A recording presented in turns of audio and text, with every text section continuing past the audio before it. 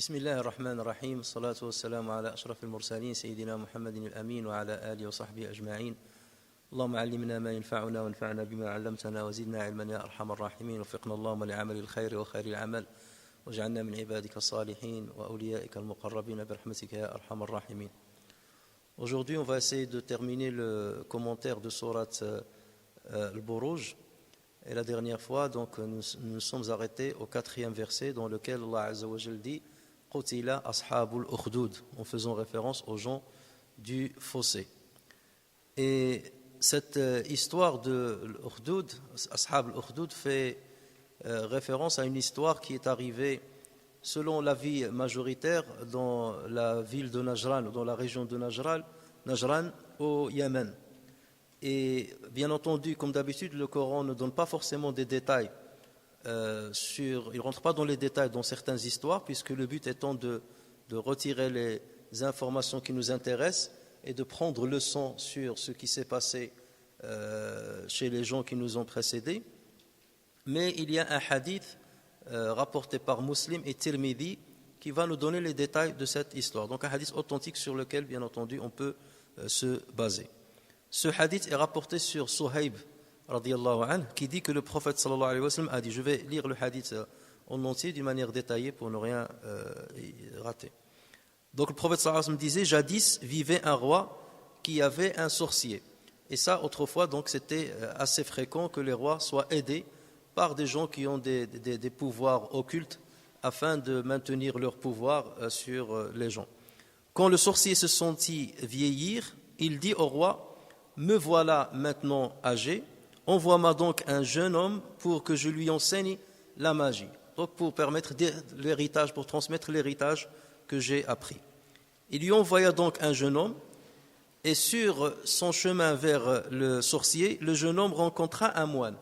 Et ici, le moine fait référence à un chrétien, puisque c'était dans la région de Najran, et donc cette région, elle était juive, d'obédience juive, et même le roi était d'obédience juive.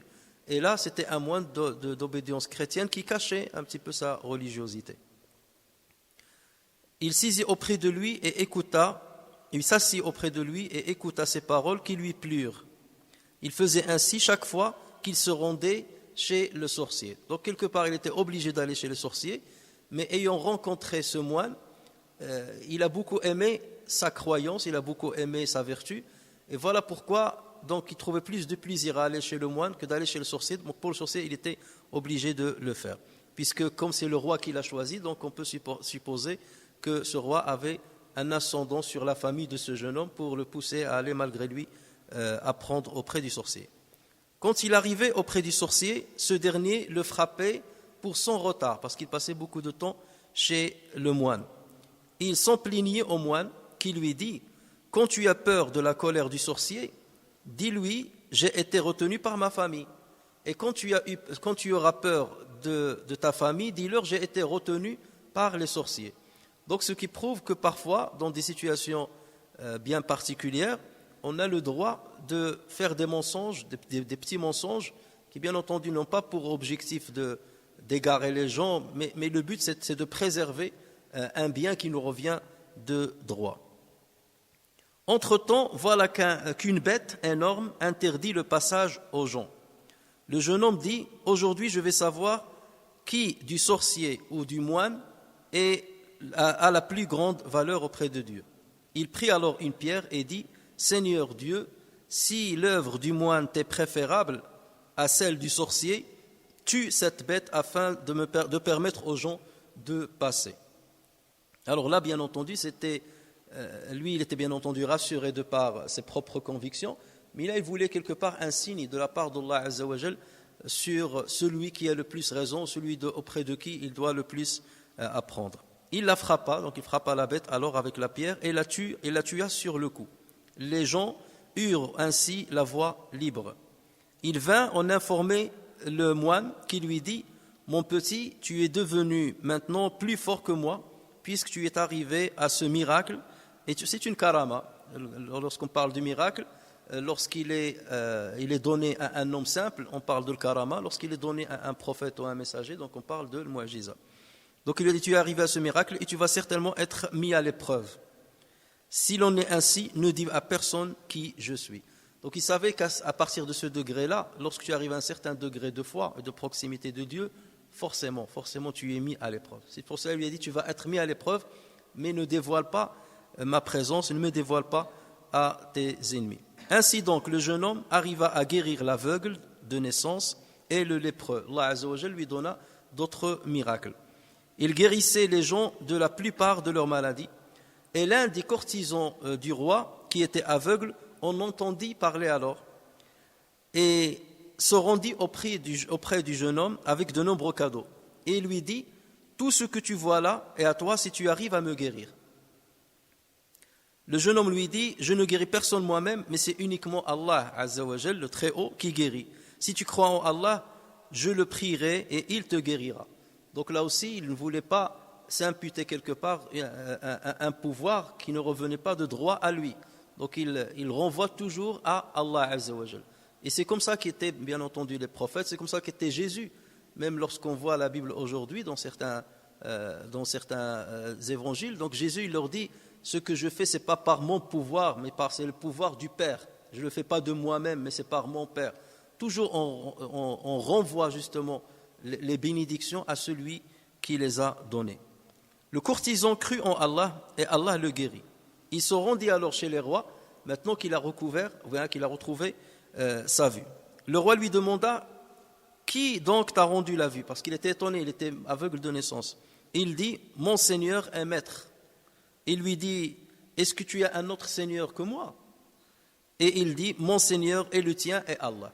Parce que même cet homme-là, imaginez quelqu'un qui n'avait pas la vue depuis son enfance et qui va la retrouver juste après sa conversion, sa croyance en Allah Azza wa Jal. Donc là, forcément, sa conviction va être très très profonde. Et là, il n'aura pas d'hésitation à faire part de sa croyance et de sa découverte d'Allah Azza wa Jal. Le roi le jeta alors en prison et ne cessa de le torturer jusqu'à ce qu'il dénonça le jeune homme, pour lui dire comment tu as appris ces choses-là, qui t'a appris ces choses-là. Et donc, il a fini donc par céder et il a fini par désigner le jeune homme. On fit alors venir le jeune homme et le roi lui dit, mon petit, te voilà arrivé à guérir avec ta magie l'aveugle de naissance et le lépreux et à faire telle et telle chose. Et le jeune homme donc a reconnu, je ne guéris personne, mais c'est Allah lui seul qui guérit. Le roi le jeta alors en prison et ne cessa de le torturer jusqu'à ce qu'il dénonça le moine. Et ça veut dire que lorsqu'on arrive à un certain degré, regardez, Allah Azza wa Jalla, il autorise même le croyant sous la torture de renoncer même à l'islam, dès lors que son cœur est apaisé par la foi. Alors qu'en est-il de dénoncer une personne? On fit venir le moine et on lui dit, renie ta foi, chose qu'il refusa catégoriquement. On ordonna d'apporter une scie qu'on lui plaça sur l'arrêt de ses cheveux. On lui coupa ensuite la tête qui tomba en 2 morceaux. On fit alors venir le courtisan et on lui dit, renie ta foi. Mais il refusa. On lui plaça la scie sur l'arrêt de ses cheveux et on lui coupa la tête qui tomba en 2 morceaux. Ensuite, on fit venir le jeune homme et on lui dit, renie ta foi, mais il refusa comme les 2 autres. Alors le roi, comme il a su que ce jeune homme est devenu célèbre, et les gens le connaissent de par les actions miraculeuses qu'il a faites, donc là il est devenu connu chez beaucoup de monde. Donc là il a voulu le punir d'une manière un peu spectaculaire pour que tout le monde le voie et pour dissuader les autres de continuer à croire en son Dieu. Alors le roi le jeta à quelques-uns de sa suite et leur dit, amenez-le à telle montagne et escaladez là avec lui. Une fois parvenu à son sommet, demandez-lui de renier sa foi, sinon jetez-le du haut de la montagne. Donc là, forcément, c'est pour qu'il soit plus visible aux autres. Ils le prirent donc avec eux et escaladèrent la montagne. Il dit, Seigneur Allah, donc le jeune homme, il dit, Seigneur Allah, Allahumma kfinihim bima shi't. Sauve-moi d'eux par le moyen qui te plaît. Sauve-moi d'eux par le moyen qui te plaît. Et ça, c'est un dua lorsque quelqu'un te fait du mal. Allahumma kfinihim, si c'est un groupe, Allahumma kfinihim bima shi't. Choisis-toi le moyen pour me protéger d'eux. Alors la montagne se mit alors à branler. Ils tombèrent dans le vide. Eux, ils tombèrent dans le vide. Alors que lui, donc, il est resté sain et sauf. Et il est revenu chez le roi. et il lui a dit « Allah m'a sauvé ». Donc là, il est venu l'affronter. « Allah m'a sauvé d'eux ». Le roi le jeta à des gens de sa suite et leur dit « Allez avec lui et mettez-le dans une grande barque.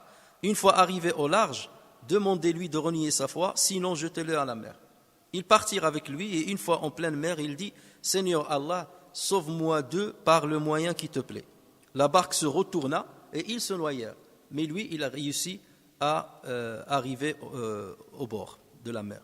Il vint en marchant jusqu'au roi et lui dit « Qu'ont fait tes compagnons ?» Il lui dit « Allah m'a sauvé d'eux. » Puis il dit au roi « Jamais tu ne pourras me tuer si tu ne fais pas ce que je vais t'ordonner de faire ou ce que je vais te proposer de faire. » Le roi répliqua « Qu'est-ce que tu me demandes de faire ?»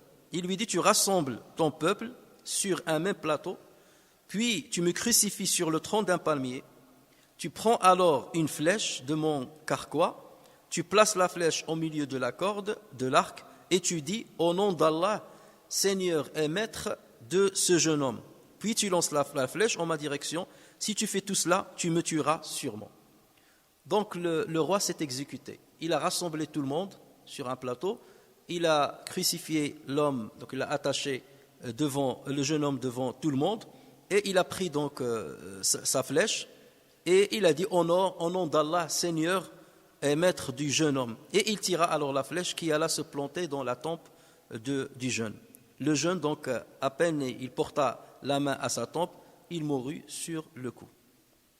Les gens dirent alors, nous croyons en le Seigneur et Maître du jeune homme.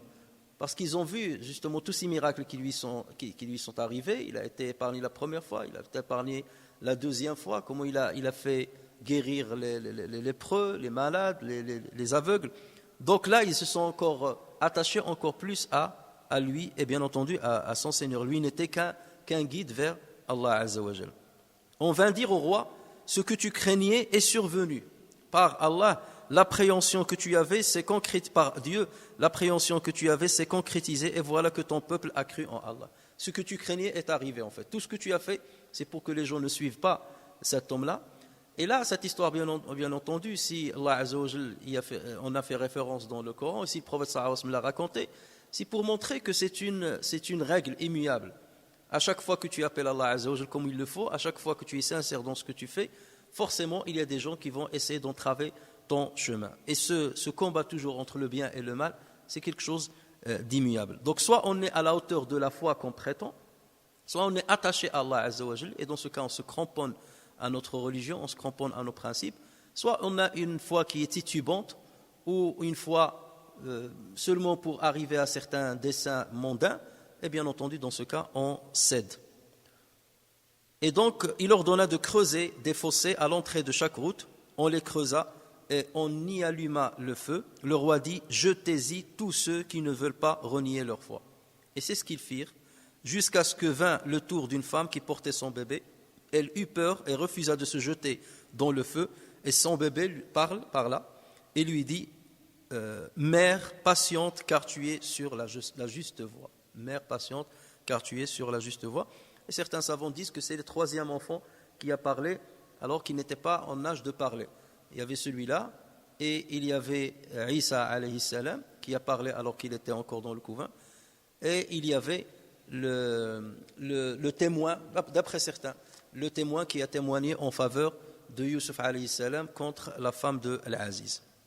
Alors qu'est-ce qu'il faut retenir de cette histoire qui a été rapportée, comme je le redis encore une fois, par un hadith authentifié par l'imam Muslim ainsi que Tirmidhi. La première chose, c'est que le musulman n'a pas été créé sur terre uniquement pour subvenir à ses besoins vitaux.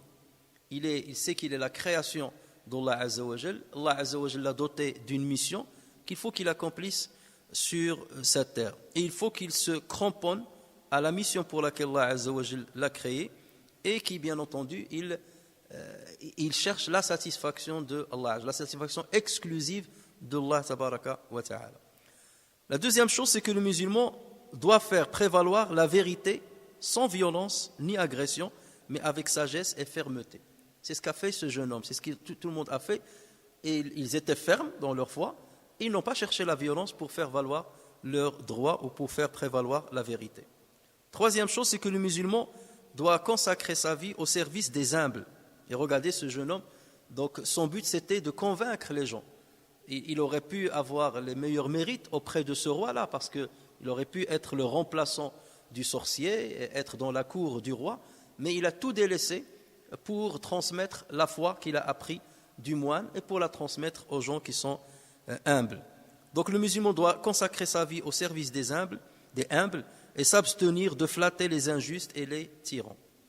Quatrième leçon, c'est que la vie est courte et le musulman doit la vivre pour un idéal.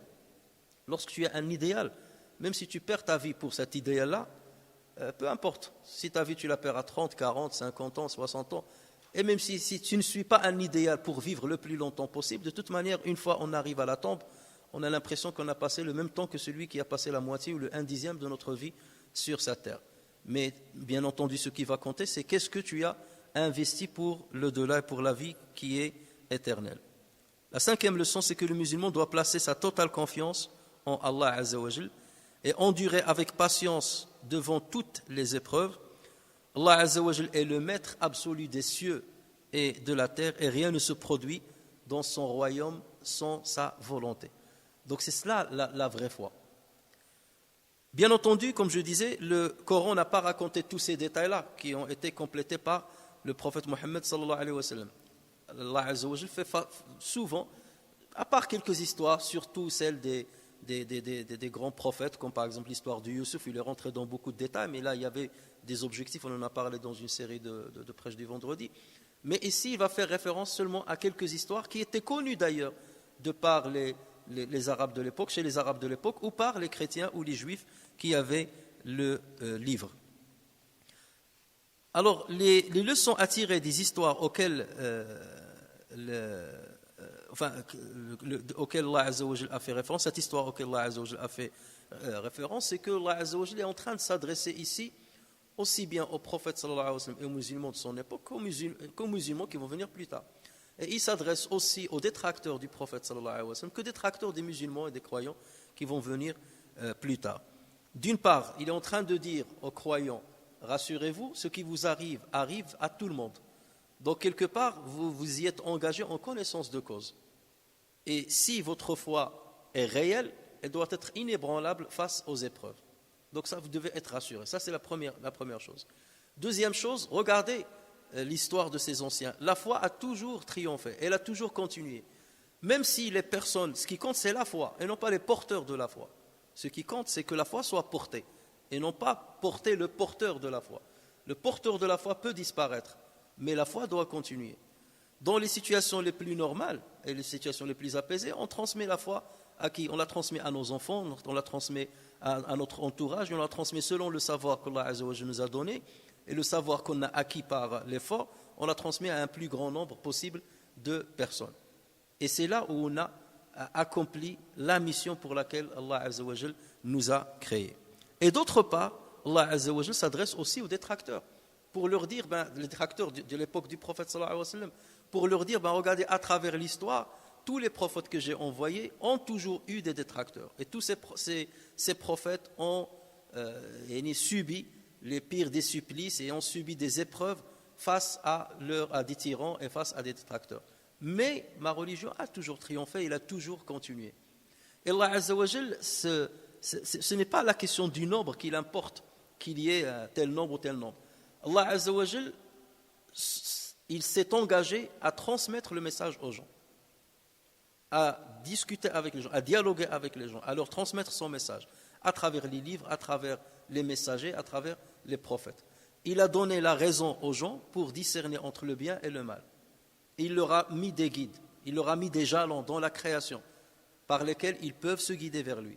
Après, donc, la responsabilité devient après la leur. Donc c'est à eux de prendre à bras-le-corps le message et de vivre pour ce message-là, ou bien de le considérer comme un simple complément, un simple luxe de vie, et s'adonner plutôt aux jouissances de la vie terrestre. L'imam Muqatil rahimahullah dit qu'il y a 3 histoires qui rapportent l'incinération de personnes, de croyants notamment, dans des fossés, dans 3 pays différents. Il y a l'histoire de Najran, et c'est celle-là à laquelle le Coran et le Hadith font référence. Il y a eu aussi une histoire à Sham, donc dans la région de la Syrie, aux alentours de la Syrie, et une autre en Perse. Al-Sham, c'était Antonius, le Romain, qui a fait pareil avec certaines personnes. En Perse, c'était Burhtanassar.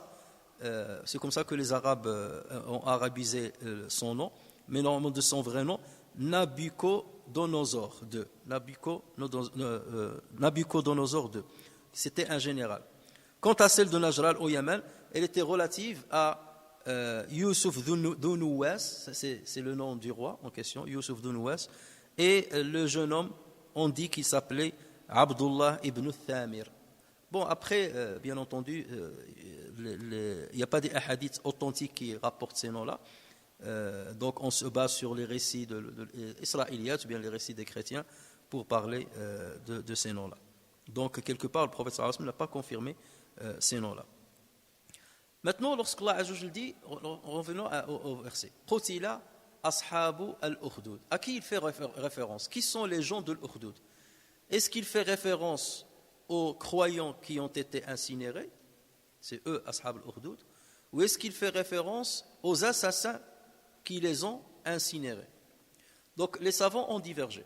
Donc, ils ont dit, certains ont dit, Allah Azza wa Jalla, Qutila ashab al-ukhdud, il fait plutôt référence aux assassins. Qutila ashabul ukhdud, les gens qui ont creusé al-ukhdud. C'est ça, ashabu, ça veut dire ceux qui l'ont creusé. Alors, dans ce cas-là, soit Allah Azza wa Jalla est en train de les maudire. Lorsqu'il dit Qutila ashabul ukhdud, ça veut dire maudit soit les gens de l'ukhdud, ou bien que périssent les gens de l'ukhdud. Et cela, on le trouve dans le Coran, cette expression, lorsqu'Allah Azza wa Jalla, par exemple, dit Qutila al-insanu ma akfara. Donc, que périsse l'homme, qu'il est ingrat.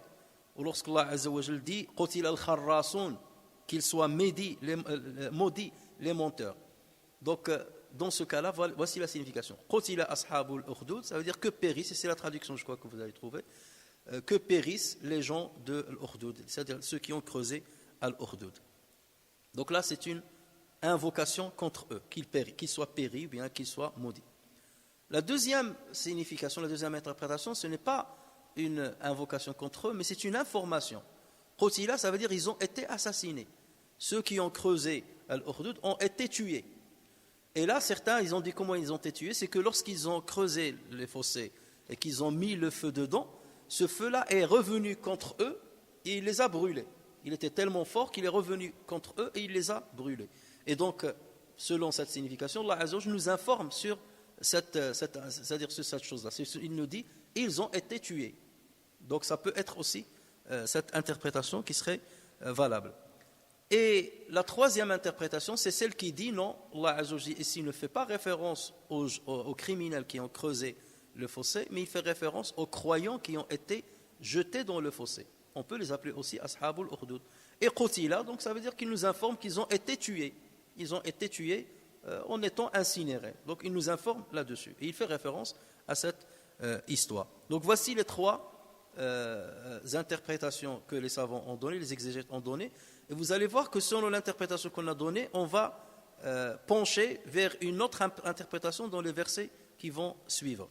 قتل أصحاب الأخدود النار ذات الوقود إذ هم عليها قعود وهم على ما يفعلون بالمؤمنين شهود.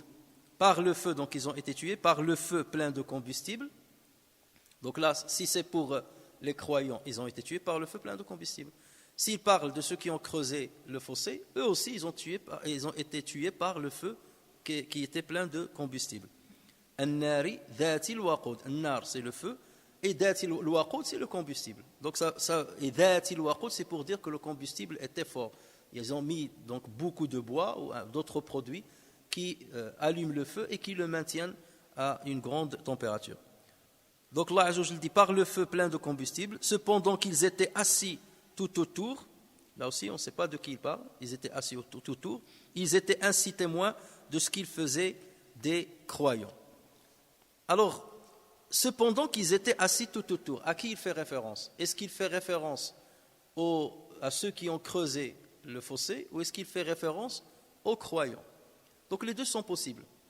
Si, lorsqu'il dit idhum alayha dhum, il revient à qui? Qutila ashabul ukhdud, donc ils reviennent à ashabul ukhdud. Donc si on prend la première interprétation, que ce sont ceux qui ont creusé le fossé qui étaient assis sur le feu. Cela veut dire que lorsque le feu a pris et lorsque le feu est devenu très fort, au moment où ils vont ramener les croyants, eux aussi, ils ont été pris par le feu. Et dans ce cas, ils se sont retrouvés assis sur le feu. Idhum alayha qu'ud. Donc ça fait référence à ceux qui ont creusé les fossés. En revanche, si on pense que c'est l'inverse, que c'est ceux qui étaient dans le fossé, idhum alayha qu'ud, là c'est facile là, de le comprendre. On les a mis à l'intérieur du fossé et ils étaient assis sur le bois qui a été pris comme combustible pour allumer ce feu. Donc vous voyez toujours que les deux interprétations qu'on a données tout à l'heure se valent même pour ce verset-là.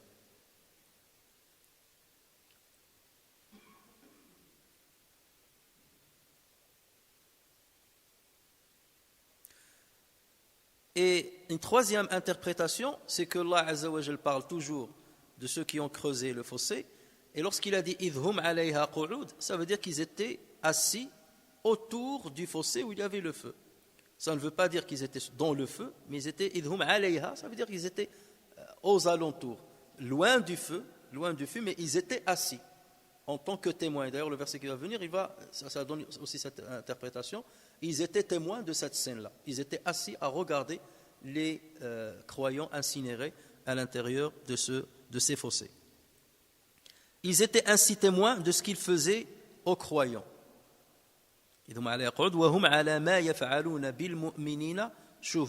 Là, forcément, lorsqu'il a dit donc ils étaient témoins de ce qu'ils faisaient aux croyants. Quelles sont les interprétations qu'on peut avoir aussi? Première interprétation, c'est que tout dépend de comment on va comprendre shuhud. Rappelez-vous la dernière fois lorsqu'on a parlé de wa shahidin wa mashhud. On a dit shahid peut avoir deux significations. Shahid, ça veut dire il est présent.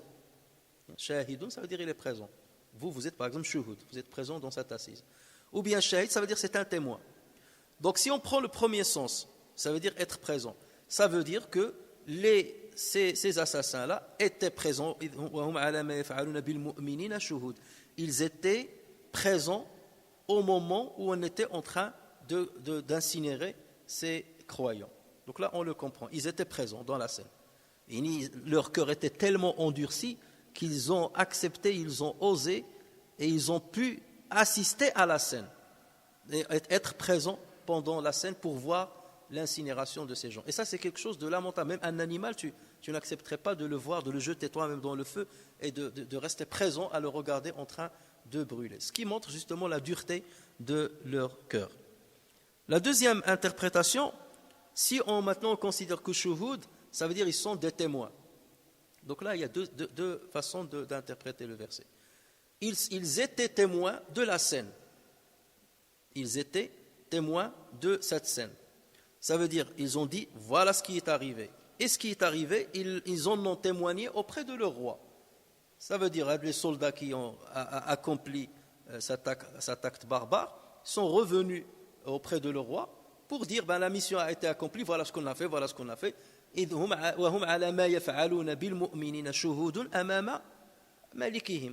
le roi. Donc ils ont témoigné de ce qui s'est passé devant le roi. Ça peut être une interprétation. La deuxième interprétation, ils seront témoins de ce qu'ils ont fait des croyants le jour du jugement devant Allah Azza wa Jal. Et le jour de la reddition des comptes, ils vont être témoins de ce qu'ils ont fait des croyants. Comment ils vont être témoins? C'est leur corps qui va témoigner contre eux. Parce qu'il est difficile que la personne accepte d'elle-même de témoigner des actes barbares qu'il a accomplis ou des péchés qu'il a accomplis. Mais Allah Azza wa Jalla nous dit يَوْمَ تَشْهَدُ عَلَيْهِمْ أَلْسِنَتُهُمْ وَأَيْدِيهِمْ وَأَرْجُلُهُمْ بِمَا كَانُوا يَعْمَلُونَ. Le jour où leur langue, leurs mains et leurs pieds témoigneront de ce qu'ils faisaient. Ça veut dire que ces gens-là, le jour du jugement, eux-mêmes vont témoigner. Nous étions présents et c'est nous qui avons fait cet acte abominable. Donc vous voyez que toutes les significations qu'on peut donner se valent les unes les autres.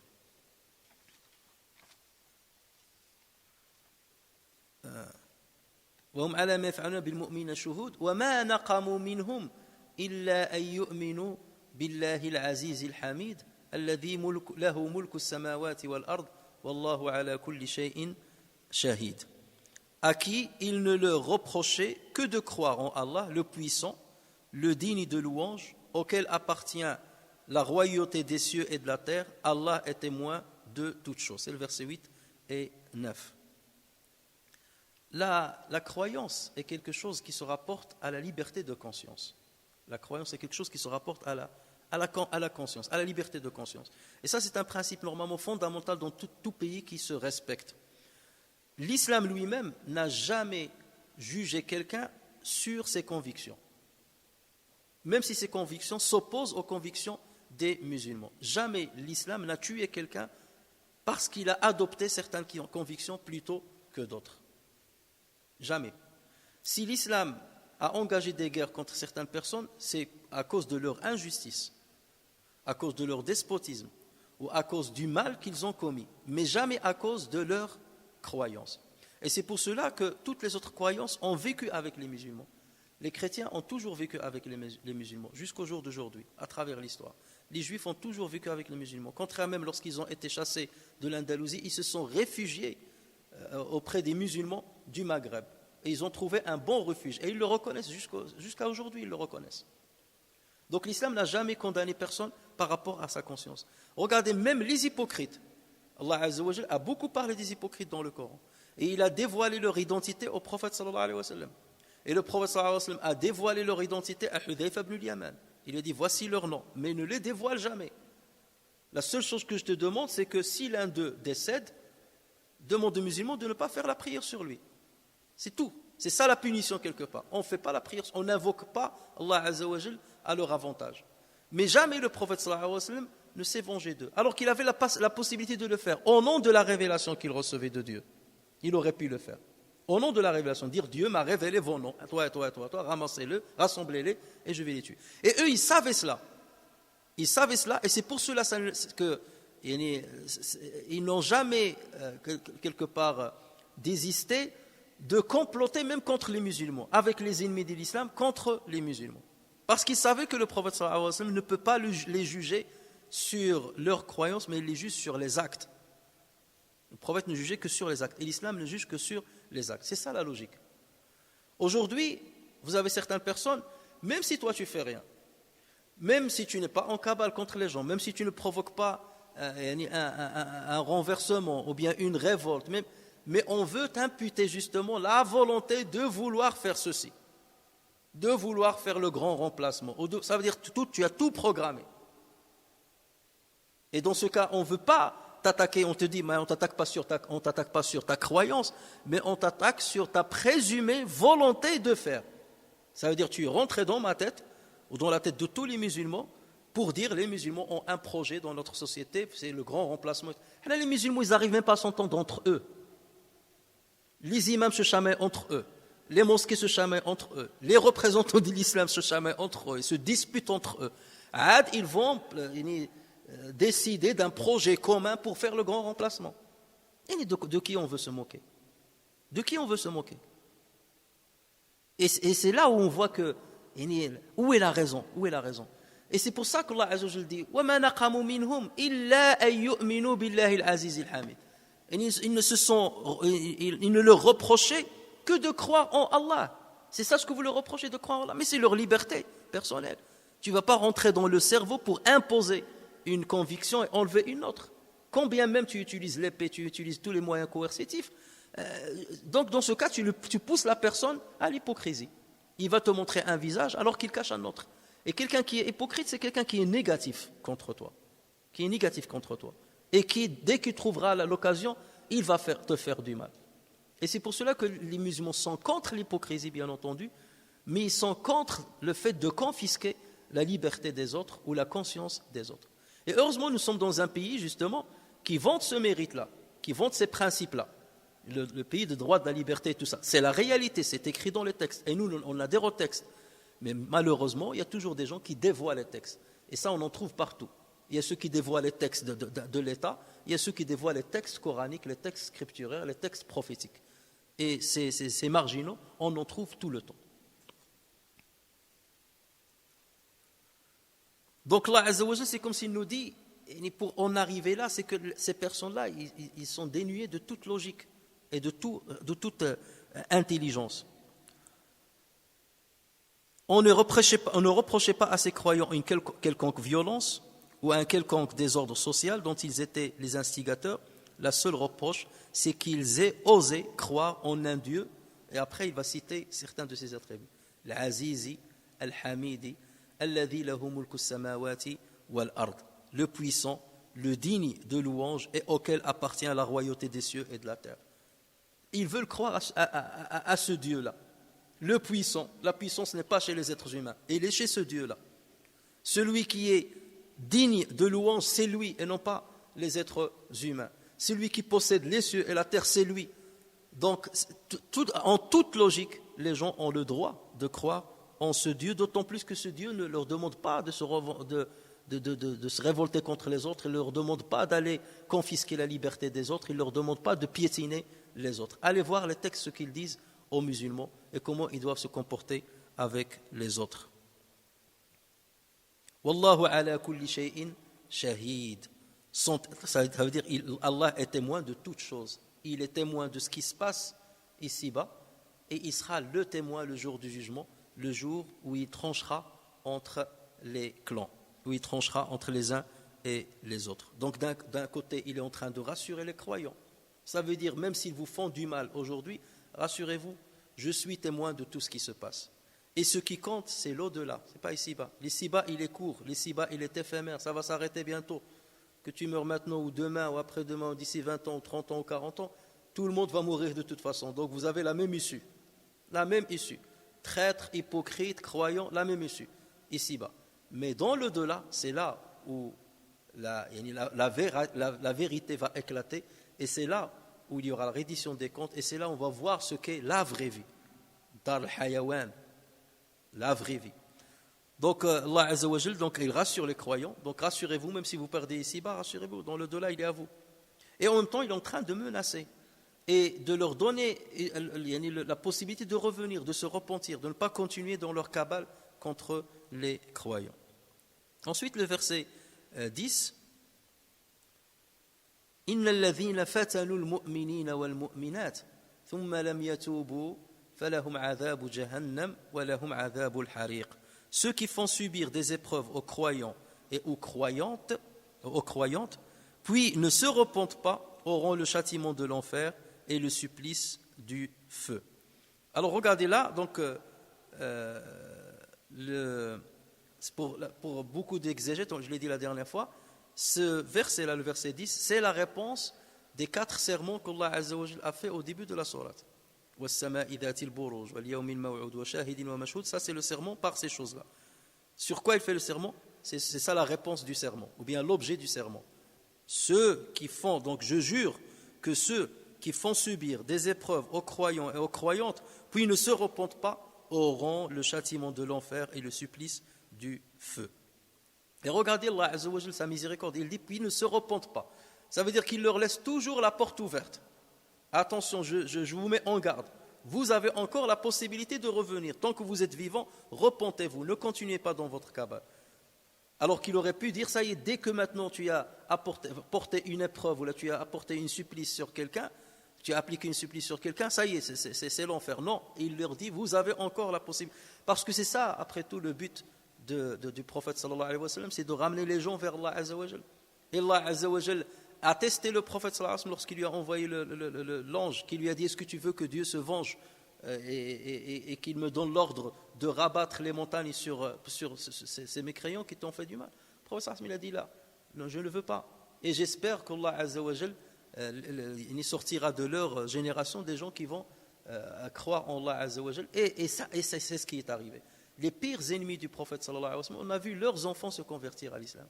Le Walid ibn al-Mughira, son fils c'est qui? C'est Khalid ibn al-Walid. Ikrima ibn Abi Jahl. Abu Jahl, c'est le pharaon de son époque. Et Ikrima, il s'est converti à l'islam. Et beaucoup d'exemples sont comme ça. Parce que l'islam ne cherchait pas justement à la vengeance, ne cherchait pas à confisquer, comme j'ai dit encore une fois, la liberté des autres, mais il cherchait à convaincre de la véracité du prophète sallallahu alayhi wa sallam et du message qu'il portait. Parmi à la tête des instigateurs d'ailleurs de l'attaque des musulmans, parce que Allah ici parle de ceux qui ont, parce que c'était dans la période où les musulmans subissaient les pires sentences de la part des chefs qurayshites. Et parmi les instigateurs de l'attaque contre les musulmans à cette époque-là, il y avait Abu Jahl, donc Amr ibn Hisham, il y avait Umayya ibn Khalaf, il y avait Safwan ibn Umayya, il y avait l'Aswad ibn Abdi Yarouth, il y avait Walid ibn al-Mughira, il y avait Anmar et un homme de Banu Tamim. Et ceux qui ont subi les épreuves, il faut leur rendre hommage, c'est l'occasion, il faut leur rendre hommage. C'est qui ces croyants par exemple? Ceux qui ont subi beaucoup de supplices et beaucoup d'épreuves de la part de ces gens-là, il y avait d'abord Bilal, Bilal ibn Rabah, qui était l'esclave de Umayya ibn Khalaf. Et regardez comment Allah Azza wa Jal a permis à Bilal de tuer lui-même Umayya ibn Khalaf lors de la bataille de Badr. Donc tout ce qu'il a subi, imaginez comme vous connaissez tous l'histoire de Bilal, la souffrance qu'il a subie et tout ça. Et Allah Azza wa Jal le lui a ramené peu de temps après. Wallahu min wara'ihim muhit. Attendez, Wallahu min wara'ihim muhit, l'un après l'autre. Déjà ici-bas. Et on verra encore dans le delà. Et vous verrez encore dans le delà. Bilal ibn Rabah, qui était esclave de Umayya ibn Khalaf. Abu Fukayha, qui était esclave de Safwan ibn Umayya. Khabbab ibn al-Arat, qui était esclave de Anmar, c'était une femme. Et Khabbab ibn al-Arat, c'est lui qui est venu chez le prophète sallallahu alayhi wa sallam pour lui dicter la meilleure stratégie à suivre lors de la bataille de Badr. Regardez comment il subissait les supplices à la Mecque, au début de l'islam, et comment il est devenu un stratège qui a montré aux musulmans la meilleure façon de faire pour l'emporter dans la bataille de Badr. C'est là où il lui a dit, est-ce qu'il est venu chez le prophète sallallahu alayhi wa sallam, il a dit, ah Rasulallah, est-ce que c'est la révélation qui t'a dit de te mettre à cet endroit-là? Il lui a dit non. Al-harb wa al-khadi'a, c'est la guerre et la ruse. Il lui a dit, donc moi je vois que c'est pas ça qu'il faut faire. Je vois qu'il faut qu'on se rapproche des puits de Badr, qu'on prenne de l'eau et tout ça, et voilà comment on doit faire. Et le prophète sallallahu alayhi wa sallam a pris à la lettre et a exécuté à la lettre ce qu'a dit Khabbab ibn al-Arat. Donc voilà, on lui rend hommage. Il était l'esclave de Anmar. Ammar ibn Yasir et son frère, qui était esclave de Hudhayfa ibn al-Mughira et qui les a confiés à Abu Jahl pour justement les châtier.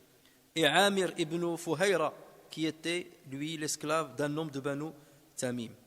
Allah Azza wa Jalla aussi rend hommage ici aux femmes pour dire qu'il n'y avait pas que les hommes, il y avait aussi les femmes. D'abord pour dire les femmes et les hommes peuvent avoir le même courage, la même détermination, la même fermeté dans leur foi et dans leur croyance. Et aussi pour dire, regardez le caractère abominable de ce qu'ils ont fait ces gens-là. Parce que même si les Arabes à l'époque, normalement, on ne traite pas mal la femme. La femme, c'est un être faible.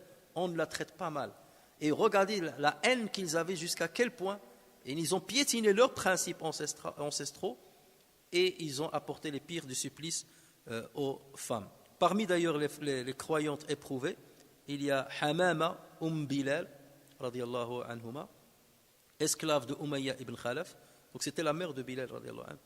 Il y avait Zinnira wa Unais, qui était esclave de l'Aswad ibn Abdi Yarouth, que j'ai cité tout à l'heure. Il y avait An-Nahdiyya, ainsi que sa fille, qui était esclave de Walid ibn al-Mughira. Il y avait Sumayya Ammar ibn Yasir, et qui était esclave de l'oncle de Abu Jahl, et ce fut la première femme martyre de l'histoire de l'islam. C'était une femme. Et vous connaissez tous son histoire. Donc là, le verset voulait rendre hommage à ces femmes-là et montrer qu'elles étaient à pied d'égalité que les hommes et qu'elles n'ont pas été oubliées par Allah Azza wa Jal. Alors qu'à l'époque, bien entendu, la femme n'avait pas de place. C'est vrai qu'on ne la maltraitait pas, mais elle n'avait pas de valeur chez les hommes de l'époque. Là, tout de suite, l'islam, il dit ces femmes-là ont de la valeur. Ces femmes-là, elles ont de la valeur. Donc, dès le début de l'islam, le prophète sallallahu alayhi wa sallam et les versets coraniques ont commencé à mettre en exergue la valeur de la femme dans la société et dans la lutte contre le despotisme. Inna alladhina فتنوا المؤمنين والمؤمنات ثم لم يتوبوا donc et ils ne sont pas repentis فلهم عذاب جهنم ولهم عذاب الحريق. Pourquoi il le dit? Il aurait pu dire فلهم عذاب جهنم. Pourquoi dire et ils auront le châtiment du feu? Parce que le simple fait d'être jeté dans le feu, dans l'enfer, le simple fait d'être jeté dans cette demeure-là, qui est l'enfer, c'est déjà un avilissement pour les hommes. C'est déjà une humiliation. Même s'il n'y avait pas d'autre châtiment, même s'il n'y avait pas le feu. Le simple fait d'être jeté dans cette demeure. Ça, c'est la demeure des négateurs, c'est la demeure des rabaissés, c'est la demeure de ceux qui sont maudits par Dieu. Rien que ça, si on te met là-bas, c'est déjà une humiliation. Mais il fallait donc en plus de cela, un châtiment au-dessus d'un châtiment. Ensuite, Allah Azza wa Jal a dit إن الذين آمنوا وعملوا الصالحات لهم جنات تجري من تحتها الأنهار ذلك الفوز الكبير. Et ce verset est venu pour faire le contraste avec le verset précédent. Il a parlé de ceux qui apportent des supplices contre les croyants, et là il a parlé des croyants pour montrer la différence. Regardez les premiers ce qu'ils vont subir, et regardez les seconds ce qu'ils vont subir. Ceux qui croient et accomplissent les bonnes œuvres auront des jardins sous lesquels coulent les ruisseaux. Cela est le grand succès. C'est ça le grand succès. Ce n'est pas le succès ici-bas, mais c'est le succès de l'au-delà. Donc c'était un moyen aussi d'apaiser les souffrances des musulmans à l'époque et de relativiser tout ce qu'ils subissaient de leur gourou. Ensuite, Allah Azza wa Jal dit Inna batsha rabbika la shadid. Innahu huwa yubdi'u wa yu'id. Et là aussi encore une menace. Donc déjà il a parlé d'une menace, ensuite il a parlé de l'issue des croyants. Ensuite maintenant il va revenir au gourou des musulmans, donc pour les menacer encore une fois, aux détracteurs des musulmans. Donc une menace à ceux qui éprouvent les croyants. Il leur dit que la riposte de Allah Azza wa Jal peut s'accomplir lorsqu'il dit Inna batsha rabbika la shadid. Sa riposte elle est dure, elle est lourde de conséquences, elle est redoutable. Et sa riposte elle peut être ici-bas comme dans l'au-delà. Et on a vu à l'époque du prophète sallallahu alayhi wa sallam, ici-bas, ce sont les défaites successives qu'ont eu les Qurayshites. Et les grands chefs ont tous péri. Et après ce sont leurs enfants qui ont suivi l'islam. Et imaginez par exemple Abu Jahl, le Walid ibn al-Mughira, les grands ténors qui étaient contre les musulmans, le jour du jugement, lorsqu'ils seront ressuscités. Déjà, on va savoir leur issue. Mais lorsqu'ils verront que leurs propres enfants se sont convertis à l'islam, vous imaginez là, ils vont se mordre les doigts. Et non seulement on a péri, mais nos enfants, eux, ils étaient guidés. On leur a donné la vie, et eux, ils sont dans le paradis, et nous, on est dans l'enfer. Donc vous voyez un peu le contraste. Et ensuite, Allah Azza wa Jal dit Allah Azza wa Jal dit Inna batsha rabbika la shadid innahu huwa yubdi'u wa yu'id. C'est lui qui a commencé la création et c'est lui qui va la refaire. Donc vous doutez encore que vous allez être ressuscité? C'est lui qui a commencé la création du néant. Vous croyez qu'il sera incapable de la refaire une deuxième fois à partir des débris qui restent de vos corps ou dans vos tombes? Donc Allah Azza wa Jal dit à ce propos huwa alladhi yabda'u al-khalqa thumma yu'iduhu wa huwa ahwanu alayh. C'est lui qui commence la création puis la refait, et cela lui est plus facile. Parce que qui est plus dur? C'est de créer du néant ou de créer à partir de débris? C'est de créer du néant. Wa huwa ahwanu alayh. Vous vous ressuscitez, c'est plus simple. Et d'ailleurs, là, je l'a montré. Il fait tomber du ciel de l'eau, et cette eau-là fera pousser. Donc, il fait pousser la végétation, la terre qui était morte, Allah la revivifie avec l'eau qui tombe du ciel. Et c'est de la même manière que vous allez être ressuscité. Et les savants disent qu'il y aura une eau qui va tomber du ciel, et dès que les gouttes d'eau, qui seront nombreuses bien entendu, vont toucher ce qui va rester de nos débris, parce que obligatoirement restera de chacun de nous quelques débris, même si tu incinères une personne, il reste. On n'a pas trouvé encore un moyen qui peut faire disparaître une personne complètement. Forcément reste des débris. Même si tu le mets dans l'acide, c'est vrai, il va fondre, mais il restera des produits qui vont rester. Il reste des restes de ce produit organique. Et c'est de cela qu'Allah Azza wa Jal va ressusciter les gens. De la même manière qu'à partir de la graine, d'une semence, Allah Azza wa Jal fait pousser Un arbre, il fait pousser de la végétation. Parfois, vous avez des graines qui restent des décennies à l'intérieur du sol. Et lorsque la pluie tombe, elle pousse. Donc pourquoi ça ne peut pas être le cas des êtres humains? Forcément, c'est plus facile pour Allah Azza wa Jal. Et d'autant plus qu'on est dans une époque où on dit, d'abord regardez, même l'être humain te dit, on va essayer, on va faire une tentative de ressusciter les dinosaures. N'est-ce pas? Et ils font des expériences. On va aller chercher les dinosaures et on va aller voir si on peut accéder à son ADN. Et comme ce qu'on a fait avec la fameuse Dolly, avec la brebis, est-ce qu'on peut, avec cet ADN-là, la mettre dans un nouveau site, ou un œuf d'un éléphant, et pour ressusciter le mammouth, par exemple? Et il y a des tentatives dans ce genre-là. Ça veut dire qu'il dit c'est possible. Et si l'être humain pense que c'est possible de ressusciter le mammouth, comment vous ne voulez pas comprendre qu'Allah peut vous ressusciter? Alors que vous-même, vous avez été créé à partir du néant. Celui qui est créé du néant est capable de ressusciter les morts.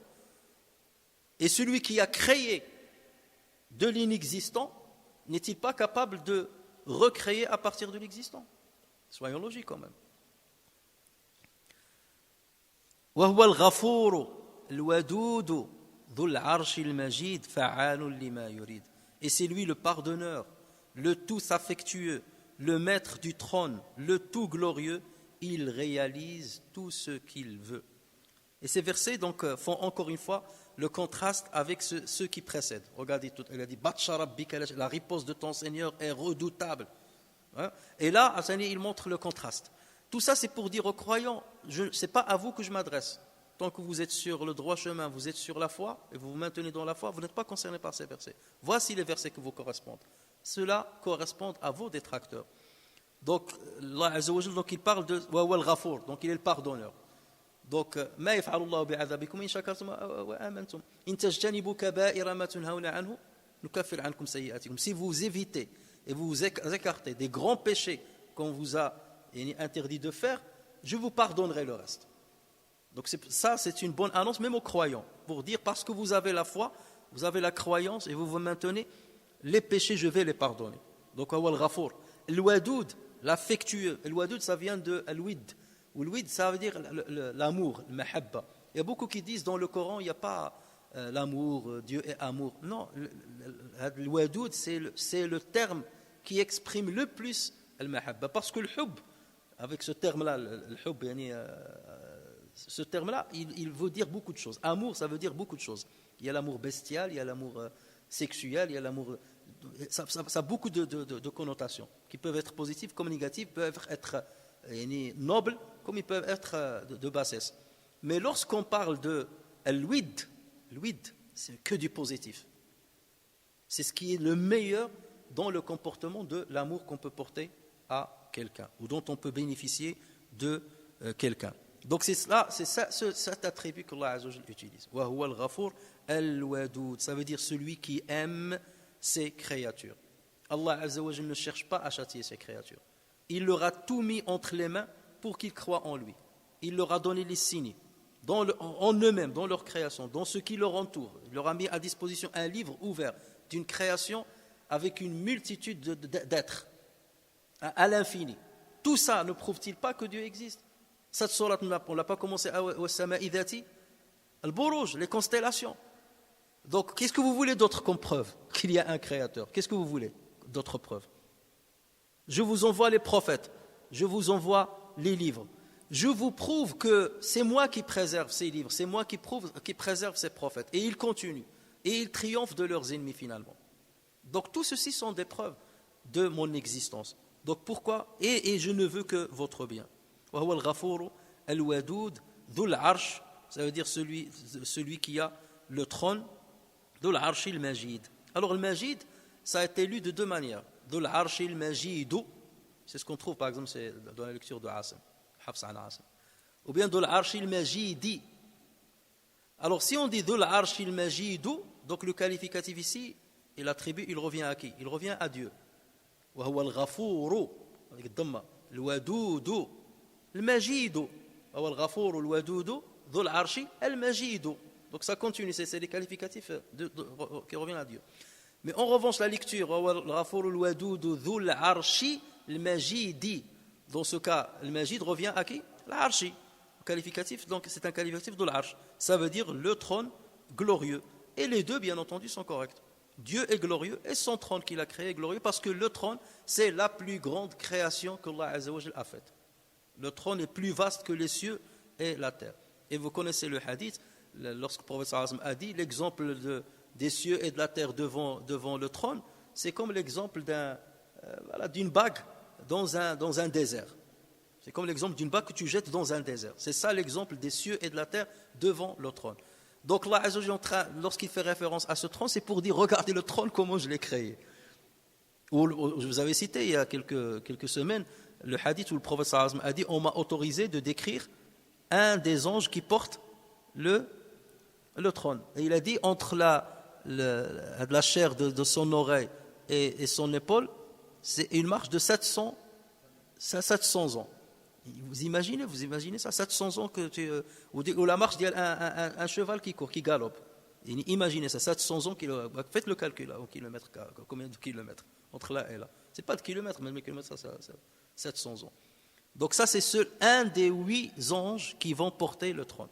Bon, certains savants disent qu'il y en a 4 qui le portent maintenant, et le jour du jugement, ils en seront 8. Le jour-là, alors imaginez le trône, comment il va être.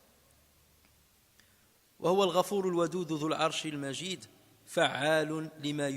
fait ce qu'il veut. Il fait ce qu'il veut. Donc faites confiance à Allah Azza wa Jal. Il fait ce qu'il veut. Et il ne fait que ce qui est dans votre avantage. Parfois on se pose des questions, pourquoi Allah Azza wa Jal ne nous donne pas le triomphe? Pourquoi Allah ne nous facilite pas la tâche? D'abord, la première chose, c'est qu'on n'est pas sur cette terre pour vivre paisiblement. Parce que lorsqu'on vit paisiblement, on s'attache à la terre. Et d'ailleurs, c'est ce qui est arrivé aux musulmans à une certaine époque. Lorsqu'ils sont tombés dans les richesses, lorsqu'ils ont conquis beaucoup de terres, ils sont devenus riches et tout, ils ont commencé déjà à chamailler entre eux. C'est là où les mouvements islamiques ont commencé à apparaître, les idéologies, le Mu'tazila, le Jahmiya, le Qadariya. C'est à partir de là. Ce qui est passé en Andalousie, ça en est aussi un grand exemple. C'est que Allah Azza wa Jal, d'abord, il veut qu'on soit attaché à l'au-delà et pas à l'ici-bas. Attention, ce n'est pas l'ici-bas pour lequel je vous ai créé, c'est pour l'au-delà. Donc si je vous facilite les choses, ce n'est pas un bien forcément pour vous. Ça, c'est la première chose. Deuxième chose, Allah Azza wa Jal fait le tri entre les prétendus croyants. Les gens croient-ils qu'on va les laisser dire nous croyons sans être éprouvés? Nous avons éprouvé ceux qui les ont précédés et Dieu saura alors ceux qui sont véridiques et il saura ceux qui sont menteurs. Il le sait déjà, mais il va les dévoiler aux autres. Et d'ailleurs, à l'époque du prophète sallallahu alayhi wa sallam, il y a certains justement qui ont régressé, qui se sont convertis au départ. Dès qu'ils ont vu les supplices, ils ont apostasié la religion. C'est arrivé à certains qui avaient la foi. Après, lorsqu'ils ont vu les musulmans gagner, triompher, maintenant, c'est trop tard. Et Allah Azza wa Jal, d'ailleurs, même dans le Coran, il dit La yastawi man anfaqa min qabli al-fathi wa qatal ulaika a'zamu darajatan min alladhina anfaqu min ba'du wa qatalu wa kullan wa'ada Allahu al-husna. Ils ne sont pas égaux, ceux qui ont dépensé de leur argent et qui ont lutté dans le sentier de Dieu avant le fath de Mecca. Parce que là, c'était la période la plus difficile. Ils ne sont pas égaux avec ceux qui sont venus après, même s'ils ont donné de l'argent. Donc, ils sont venus lorsque la situation était tranquille. D'accord? C'est lorsqu'il y a les adversités, c'est lorsqu'il y a des difficultés, on voit les vrais hommes. Et c'est cela que les vrais hommes qui patientent vont aimer dans l'au-delà. Parce que là, ils vont dire, parce qu'ils vont voir la différence de la récompense qu'ils auront par rapport à leur père. Pourquoi on a eu cette différence? Parce que vous avez été éprouvés et vous avez patienté. Alors que ceux-là, soit ils n'ont pas été éprouvés, ils étaient dans une époque où il n'y avait pas d'épreuve, donc ça a coulé tranquille, il n'y avait pas de problème, rien du tout. Soit parce qu'il y avait l'épreuve, ils n'ont pas patienté comme il le faut. Donc de deux choses l'une. Mais vous avez été, et après on va dire, heureusement que j'étais pendant la période de l'épreuve. Heureusement que j'étais pendant la période de l'épreuve. Il y aura peu parmi les premiers qui sont à proximité de Dieu et peu parmi ceux qui vont venir après. Parce que les premiers, c'était les bâtisseurs.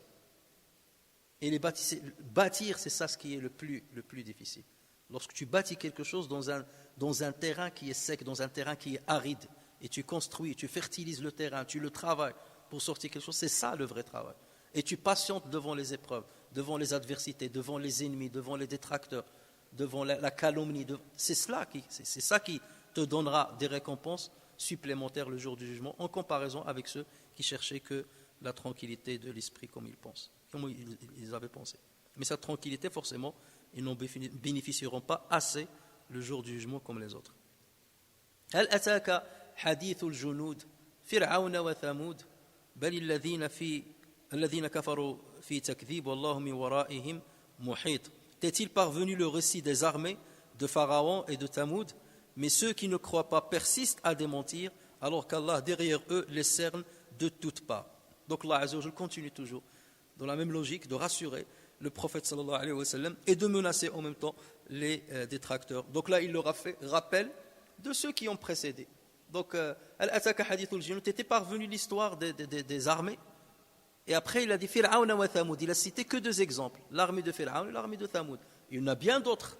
Donc, mais rappelle aux croyants qui te suivent, rappelle à tes fidèles et rappelle aussi à tes détracteurs l'histoire de ceux qui ont précédé. Pharaon avait le pouvoir extrême et quelle a été son issue. Maintenant, on lui rend visite dans les musées pour voir son corps. D'accord? Et Moïse a persisté. Et il aura la récompense auprès d'Allah ainsi que ceux qui l'ont suivi. Et l'histoire de Thamoud aussi avec leur prophète Saleh. Et Allah Azza wa Jalla a cité aussi, donc, lorsqu'il a dit Fir'aun wa Thamoud, Fir'aun c'est pour que les gens du livre tirent leçon de cette histoire-là, parce que les gens du livre, qu'il s'agisse des chrétiens ou des juifs, ils y croient en l'histoire de Pharaon avec Moussa alayhi salam. Et ensuite il a cité un exemple de prophète qui était arabe, qui n'était pas très loin de Qurayshites. Il a cité les Thamoud, qui étaient entre le Hijaz et le Sham et la Syrie. Et ça, on a déjà parlé dans Surat Al-Fajr, je pense. Donc, Allah Azza wa Jalla leur fit rappel de ces histoires. Donc, où sont ces genouds? Où sont ces armées-là? Ils ont péri. Et donc, après, chacun a eu une issue. Et ce qui compte, c'est l'issue finale. Ceux qui ont mécru continueront à démentir, mais Allah Azza wa Jalla est derrière eux de toutes parts. Donc, ya Muhammad, ces gens-là vont continuer de te démentir, vont continuer de te faire du mal, mais moi, je suis autour d'eux de toutes parts. C'est-à-dire, le jour où je veux les bloquer, je les bloquerai. Allah Azza wa Jalla, de toute manière, il fait de sorte que son message arrive au bout. Regardez l'histoire des musulmans. Vous allez voir qu'au moment où on dit ça, l'islam va disparaître de sur la terre. On dit ça, c'est fini pour l'islam. C'est arrivé à l'époque lorsqu'il y avait la guerre avec les Byzantins, avec les Perses. Déjà là, les musulmans étaient quoi? Une poignée de personnes, de bédouins. Et regardez comment ils ont propagé l'islam et convaincu des peuples et des peuples et des peuples. Ce n'est pas l'épée qu'ils posaient sur la tête des gens pour leur dire crois en Dieu et il va dire je crois en Dieu. Non, c'est la conviction profonde avec le cœur. Et regardez à l'époque aussi des Mongols et des Tatars. On a pensé que l'islam va. Et regardez au 19e siècle, toute la colonisation qui s'est emparée de tous les pays musulmans. Et au moment où on pense que tout va disparaître, il y a forcément des gens, il y aura toujours des hommes à qui on rend toujours hommage, qui ont résisté, qui ont persisté avec intelligence et pas toujours forcément dans la violence. Les musulmans, jamais ils n'ont aimé la violence et jamais la violence était une solution pour eux. Jamais. Jamais. Si on ne les force pas à l'utiliser pour se défendre. Mais jamais. Et d'ailleurs, ça c'est un droit commun à tous les peuples d'ailleurs dans le monde. Croyants ou pas croyants, tous les peuples se défendent contre les ennemis et ceux qui cherchent à saper leur unité. Le verset 21 et 22, Bal huwa Qur'anun majid fi lawhin mahfouz. Mais c'est plutôt un Coran glorifié, préservé sur une tablette auprès d'Allah. Alors là aussi, il y a 2 lectures. Bal huwa Qur'anun majidun. Il y a une autre lecture, Bal huwa Qur'anu majidin. Bal huwa Qur'anu majidin. Il s'agit d'un Coran, d'un Dieu. Donc le Majid ici c'est Allah. Il s'agit du Coran de l'Majid. Bal huwa Qur'anu majidin. Mais la lecture qu'on connaît tous, بل هو قرآن مجيد. Il s'agit d'un Coran qui est glorifié. في كتاب في لوح محفوظ, donc dans une tablette mahfouza, ça veut dire qu'elle est protégée et préservée auprès de Allah tabaraka wa ta'ala. Et dans une autre sourate, dans sourate Al-Waqi'a, Allah Azza wa Jalla dit fi kitabin maknoun la yamassuhu illa al-mutahharun. Ce Coran est dans un livre bien gardé que seul le purifié touche. Pourquoi? Parce que certains disaient à l'époque du prophète, ce n'est que Shayatin qui lui ramène ces paroles-là. Au départ, ils ont dit c'est quelqu'un qui lui apprend ça. Après, lorsqu'ils ont trouvé personne, après ils ont dit c'est trop pour un être humain de dire tout ça. Après, ils ont dit c'est Shayatin. Allah Azza wa Jalla a dit non, le Coran, il est dans une tablette protégée. Il ne peut être touché ou pris que par les anges dont Allah Azza wa Jalla leur a donné l'autorisation. À qui Allah Azza wa Jalla a donné l'autorisation? C'est les seuls. Et donc, le kitabun lawh al-mahfouz ou le kitab al-maknoun, c'est la même chose. Lorsqu'on voit les deux versets là, ça parle de la même chose. Donc là, Allah Azza wa Jalla, il est en train de rassurer le prophète sallallahu alayhi wa sallam, puisque le Coran est déjà protégé. Et moi, c'est le début de la mission du prophète sallallahu alayhi wa sallam, c'est le début de l'islam, lorsque cette sourate a été révélée, c'est tout au début. Donc il lui dit, le Coran est déjà protégé. Et seuls les anges peuvent y accéder, le mutahharun, les purifiés. Et toi, je t'ai révélé seulement peu du Coran. Donc ça veut dire quoi? Il est en train de le rassurer que, puisqu'il est protégé, c'est pour qu'il te parvienne. Donc ne t'inquiète pas, malgré tout ce que tu subis, ce que tu endures, ce Coran va se terminer. Il va être révélé jusqu'à la dernière lettre. Et c'est ce qui est arrivé. Parce qu'il est protégé, Allah le protège. Et regardez, il termine avec cela, et tout de suite après, il y a sourate Yash. Hein? Sourate Al-A'la, Sabbih isma rabbika al-A'la, qu'on a déjà commenté. Et dans Sourate Al-A'la, il a parlé aussi de la protection du Coran, mais la protection sur terre. Lorsqu'il lui a dit Sanuqri'uka fala tansa, on va t'enseigner le Coran et tu ne vas pas l'oublier. Illa ma sha Allah. Donc vous voyez ici, il a parlé de la protection du Coran, dans sa globalité, il est protégé auprès d'Allah Azza wa Jal déjà, au-dessus du ciel, il est déjà protégé dans une tablette auprès d'Allah Azza wa Jal, et on va le protéger dans ta propre mémoire. Donc imaginez lorsque le prophète sallallahu alayhi wa sallam est dans cette situation, les musulmans sont dans cette situation, et ils entendent des versets de ce genre, ça les apaise. C'est ce qu'on appelle tasliyat al-rasoul wa tasliyat al-mu'minin. Et apaiser leur cœur face aux tourments qu'ils vivaient et face aux difficultés qu'ils vivaient. Mais peu de temps après, ces mêmes compagnons qui subissaient les pires supplices, ils ont vécu dans les meilleurs moments aussi. Vous regardez Abu Huraira, comment il était, à un certain moment, il est devenu le gouverneur de Bahreïn. Le gouverneur de Bahreïn. Alors qu'Abu Huraira, il n'avait rien, parce qu'il est venu de Daous, il n'avait rien. On a parlé déjà d'Abu Huraira dans le cours de Bukhari. Donc, regardez Bilal, comment il était un esclave persécuté, et comment il est devenu la référence des références auprès des musulmans. Celui qui lève l'adhan, celui qui est monté après la conquête de la Mecque, qui est monté sur le Kaaba pour lancer l'adhan. Celui-là qu'on était en train de frapper. Maintenant, il monte sur le Kaaba, c'est lui qui proclame la victoire des musulmans. Et Hind qui était en train qui a commandité l'assassinat de Hamza, qui a mordillé son foie. La voilà venir devant le prophète sallallahu alayhi wa sallam, la tête baissée, et s'est converti à l'islam. Et il est devenu une bonne musulmane. Abu Sufyan, et il est devenu un bon musulman. Il a perdu ses deux yeux dans des batailles musulmanes. Donc tout ça, c'est pour dire que ce Coran-là entre dans le cœur des gens. Mais ces gens-là doivent patienter. Il ne faut pas chercher toujours la facilité. Lorsque le musulman s'engage dans un idéal, dans un principe, tu as tes principes, tu as un idéal, et tu sais vers où tu pars. Ça, tu as une mission. Voilà, je vais vers ma mission. Je ne cherche ni problème, ni violence, ni rien. Je vais vers ma mission. Après, forcément, les détracteurs viendront dans ton chemin. C'est une épreuve de la part d'Allah Azza wa Jalla. Il faut prouver à tout le monde et devant Allah Azza wa Jalla, Dieu, il le sait dans ton cœur, mais prouver que tu es à la hauteur de la foi à laquelle tu fais appel pour avoir la récompense éternelle auprès d'Allah Azza wa Jalla. Nafa'ani Allahu wa iyyakum bil Qur'an al-Karim. وبحديث سيد الأولين والآخرين وغفر الله لي ولكم ولسائر المسلمين سبحانك اللهم وبحمدك نشهد أن لا إله إلا أنت نستغفرك ونتوب إليك سبحان ربك رب العزة عما يصفون وسلام على المرسلين والحمد لله رب العالمين